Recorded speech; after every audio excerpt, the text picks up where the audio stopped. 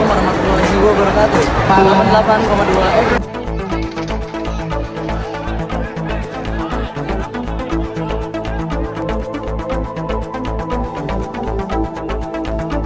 Assalamualaikum warahmatullahi wabarakatuh. Kembali lagi bersama saya Abi Rapsanjani di laporan terkini.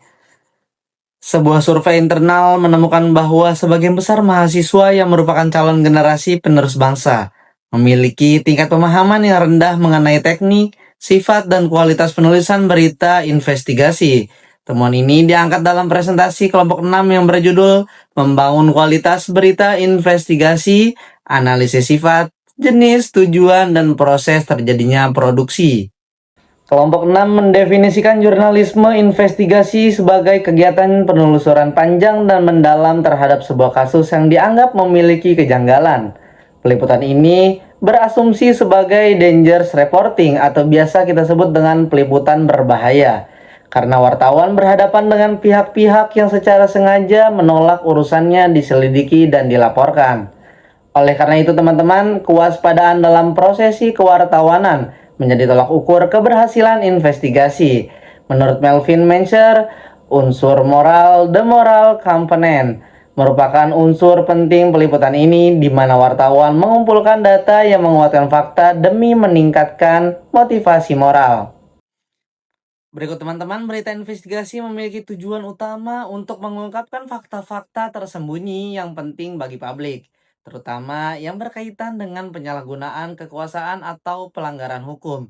Secara umum, terdapat 3 poin utama tujuan dari investigasi. Yang pertama yaitu mengungkap kebenaran yang disembunyikan.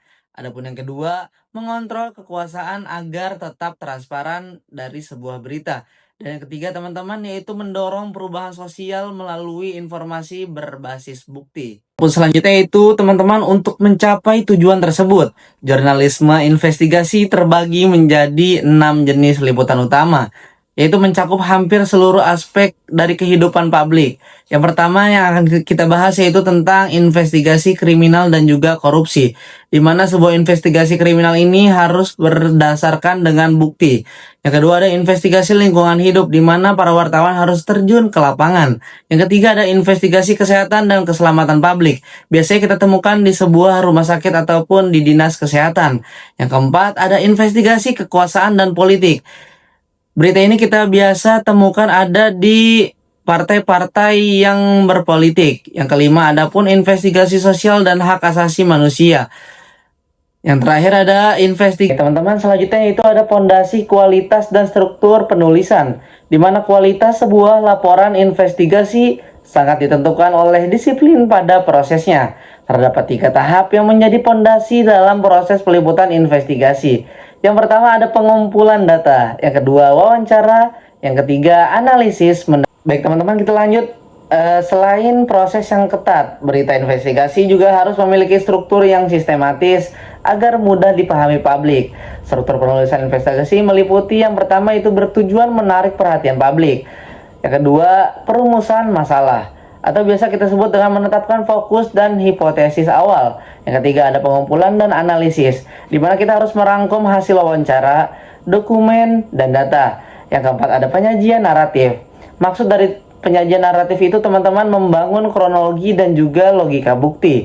Di mana yang terakhir ada penutup dan dampak sosial, di mana kita harus menyajikan rekomendasi atau refleksi yang sesuai dengan keadaan di lapangan. Baik teman-teman, menurut definisi yang kita pelajari bahwasanya liputan investigasi pada dasarnya adalah upaya untuk memerangi pelanggaran yang tengah berlangsung dan dilakukan oleh pihak-pihak tertentu. Ini bukanlah peliputan biasa, ini adalah dangerous reporting. Wartawan yang terlibat secara dasar berhadapan dengan kesengajaan pihak-pihak yang menolak urusannya diselidiki, dinilai dan dilaporkan kepada publik.